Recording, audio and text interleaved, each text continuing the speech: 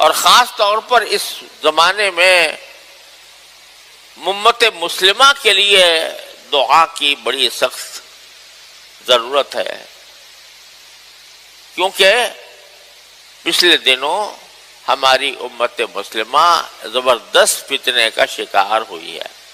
آپ سب جانتے ہو کہ اسرائیل نے اور امریکہ نے ایران کے اوپر حملہ کر دیا، اور اب حملہ کرنے میں کسی شرم اور حیا کی ضرورت بھی نہیں ہے۔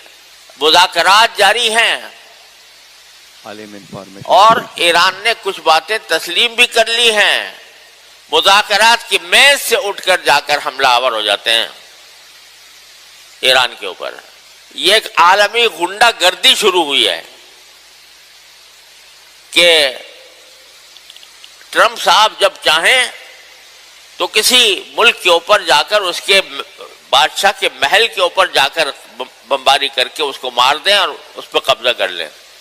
وینزویلا میں یہ کر چکے، اور کھلم کھلا یہ اعلان ہے کہ مجھے حق حاصل ہے کسی بھی ملک کے اوپر اس طرح حملہ کرنے کا، میں جس ملک پہ چاہوں میں اس کو تباہ کر دوں اور اس کے حکمرانوں کو ختم کر دوں۔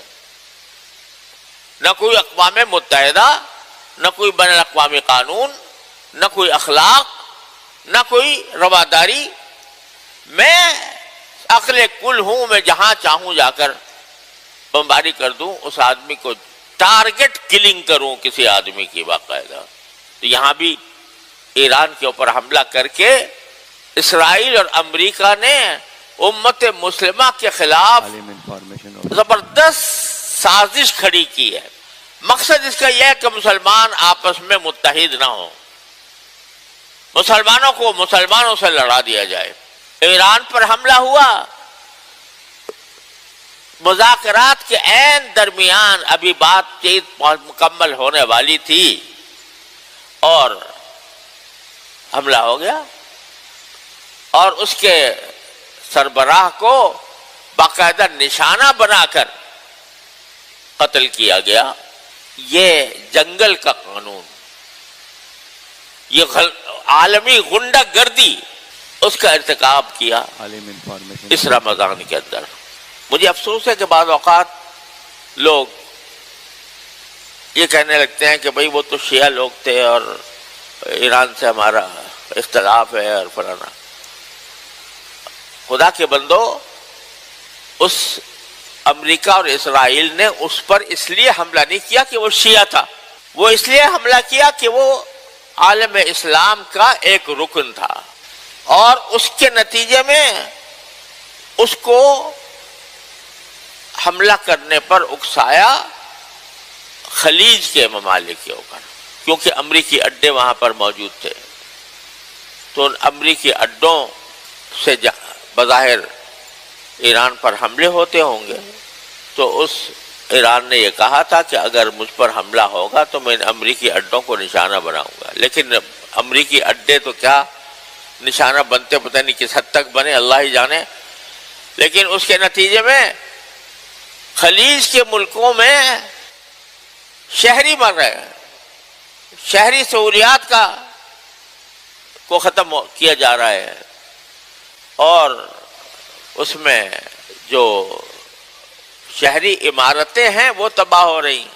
مقصد کیا ہے کہ کسی طرح ان کو آپس میں لڑا کر اور ہماری اپنی چودراہٹ قائم ہو جائے۔ اب جس ملک کے اوپر حملہ کر رہا ہے، جس کے سربراہ کو قتل کیا ٹارگٹ کلنگ کر کے، اب وہ جب اپنا نیا کوئی سربراہ مقرر کرنا چاہتے ہیں تو حضرت فرما رہے ہیں ٹرمپ صاحب کہ مجھے شامل کرو اس مشورے میں کہ تمہارا نیا سربراہ کون ہوگا، مجھے یہ قبول نہیں ہے جو تم بولے۔ اس سے بڑی دھاندلی عالمی سطح پر، غنڈہ گردی اور دھاندلی اور کیا ہوگی۔ تو اس موقع پر ضرورت ہے کہ ایران کے بڑے حصے سے جو شیعہ مذہب رکھتے ہیں، ہمیں عقائد کا اختلاف ہے، لیکن خدا کے بندو یہ دیکھا کرو کہ کس وقت کس بات کا موقع ہے. کیا یہ وقت ایسا ہے کہ اس میں شیعہ سنی اختلافات کو ہوا دی جائے؟ کیا امریکہ نے اس لیے حملہ کیا کہ وہ تمہارے عقائد کے خلاف رکھتا تھا؟ وہ تو ایک مسلمان کا نمائندہ چونکہ سمجھا جاتا تھا، اس لیے اس کے اوپر حملہ ہو رہا ہے، اور وہ اس کے مقابلے میں ڈٹ کر کھڑا ہوا ہے. اس کی تو اس لحاظ سے ہمیں حمایت کرنی چاہیے. اور یہ اچھی بات ہے کہ ہماری حکومت نے بھی ایران کے ساتھ اس معاملے میں ہم آہنگی کا اعلان کیا. اگرچہ ساتھ ہی ساتھ وہ المیہ بھی چل رہا ہے جس کا میں نے پچھلے جمعہ میں ذکر کیا تھا کہ پاکستان اور افغانستان کے درمیان بھی جنگ جاری ہے، ابھی تک ختم نہیں ہوئی. اور پچھلے جمعہ میں نے عرض کیا تھا تفصیل کے ساتھ کہ کیا وجوہ ہیں جن کی بنا پر یہ جنگ شروع ہوئی اور جاری ہے. اگرچہ دل یوں چاہتا ہے کہ چونکہ دونوں طرف مسلمان ہیں، ادھر بھی مسلمان ادھر بھی مسلمان، اس لیے کم از کم رمضان میں یہ جنگ بند ہو جائے، رمضان کی حد تک. پھر سوچتے رہیں. اس وقت تو پورے عالم اسلام کا نقشہ بدل رہا ہے. پورے عالم اسلام کے اندر حکمت عملی پر اثر نو غور کرنے کی ضرورت ہے. تو اس غور کا موقع دیتے ہوئے رمضان کی ساعات کو اگر آپس کی لڑائی کے لیے استعمال نہ کیا جائے تو دل یوں چاہتا ہے. لیکن مقدرات ہیں. اللہ تبارک و تعالی کی طرف سے ہمارے مقدر میں یہی آ گیا کہ رمضان کا مہینہ بھی ہو اور مسلمان سے لڑتا بھی رہے. بہرحال اس کے لیے بھی دعا کرنے کی ضرورت ہے. راتوں کی تنہائی میں اللہ تبارک و تعالیٰ کے بارگاہ میں حاضر ہو کر اللہ سے یہ فریاد کریں، یا اللہ ہم ان فتنوں میں گھر گئے ہیں، اور اسرائیل اور امریکہ اس فکر میں ہے کہ کسی طرح مسلمانوں کی اینٹ سے اینٹ بجا دیں اور ان کو آپس میں لڑا کر یا آپس میں لڑ بڑھ کر خود ختم ہو جائے. یا اللہ ہمارے قبضہ قدرت میں تو کچھ ہے نہیں، ہم صرف آپ کی بارگاہ میں یہ التجا کر سکتے ہیں کہ یا اللہ اپنی رحمت سے ہمیں اس فتنے سے نکال لیجئے، اور امت مسلمہ کو متحد ہونے کا جو خواب ہے اللہ اس کو تعبیر اس کی عطا فرما دیجئے. ساری امت مسلمہ اگر متحد ہو جائے تو نہ کوئی امریکہ، نہ کوئی اسرائیل، نہ کوئی اور، نہ بھارت، نہ کوئی اور ہمارا دشمن، وہ ہمارا کچھ بگاڑ نہیں سکتا. اللہ تعالی نے مسلمانوں کے اتحاد میں اتنی طاقت دی ہے، لیکن ساری سازشیں اس پر چل رہی ہیں کہ یہ ایک کھٹے پہ بیٹھیں، ان کو لڑاؤ. کبھی فرقہ واریت کی بنیاد پر لڑاؤ، کبھی ان کو اس طرح لڑاؤ کہ یہ ایک دوسرے کو کافر کہنا شروع کر دیں، کبھی اس طرح لڑاؤ کہ ان کو یہ کہیں کہ یہ ہمارے اوپر جارحیت کا ارتکاب کرتے ہیں لہذا ہم ان سے لڑنے کو تیار ہیں. مختلف اندازوں سے مسلمانوں کو لڑایا جا رہا ہے، لیکن اس ساری کائنات میں جو کچھ ہو رہا ہے وہ اللہ جل جلالہ کی قدرت سے، اس کی رحمت سے باہر نہیں ہے. لہذا ہم اگر اور کچھ نہیں کر سکتے تو کم از کم رمضان کی تنہائیوں میں، رمضان کی راتوں میں اللہ سے فریاد تو کر سکتے ہیں کہ اللہ ہمیں اس مصیبت سے نجات عطا فرما دیجیے، اور مسلمانوں کو لڑانے کی جو سازشیں ہو رہی ہیں ان کو ناکام بنا دیجیے، اور اللہ تبارک و تعالی ہمیں صحیح موقف، صحیح راستہ، ہمیں بھی، ہمارے حکمرانوں کو بھی، ہمارے اہل سیاست کو بھی یا اللہ صحیح راستہ سجا دیجیے، ایسا راستہ جو ہمارے ملک کے لیے، ہماری ملت کے لیے، ہماری امت مسلمہ. انتہائی افسوس کی بات ہے کہ ہمارے پاکستان اور افغانستان کے درمیان جنگ چھڑ گئی ہے. افسوسناک بات ہے کہ رمضان کے مہینے میں یہ جنگ چھڑ گئی، ادھر بھی مسلمان ادھر بھی مسلمان، اور آپس میں برسر پیکار ہو گئے۔ اصل وجہ جنگ کی وہ تو یہ ہے کہ عرصہ دراز سے پاکستان کے اوپر ایک ایسی جماعت مسلط ہے جو پاکستان کے اندر دہشت گردی کی کارروائیاں کرتی۔ اس نے اپنی دہشت گردی میں مسجدوں کو نہیں چھوڑا، بچوں کو نہیں چھوڑا، عورتوں کو نہیں چھوڑا، علماء کو نہیں چھوڑا، اور بلا امتیاز مسجد کے نمازیوں پر خودکش حملے، بازاروں پر خودکش حملے، اپنی خودکشی کر کے دوسرے کو نقصان پہنچانے کا سلسلہ۔ اور جو جماعت یہ کام کر رہی ہے وہ نام لیتی ہے طالبان کا، تحریک طالبان پاکستان۔